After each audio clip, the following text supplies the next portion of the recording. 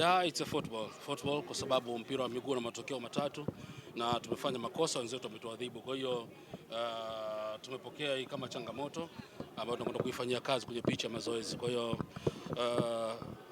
hakuna kingine zaidi ya kusema football. Lakini mlijinasibu mwanzoni kwamba hawa Simba kwa namna yoyote hawachomoki. Kila timu ambayo inashiriki ligi ya soka Tanzania bara lengo lake la kwanza ni kuchukua ubingwa wa ligi kuu. Kwa hiyo unapochukua ubingwa wa ligi kuu, tafsiri yake lazima ushinde mechi. Tumejipanga kushinda mechi, lakini tumefanya makosa. Kama ulivyo mpira wa miguu ni mchezo wa makosa. Tumefanya makosa, wenzetu wametumia makosa yetu, wametuadhibu, wamepata point 3. Kinachofuata sasa kwa Mbeya City. Mbeya City kwa sasa tutakwenda kupata mapumziko takriban siku 10.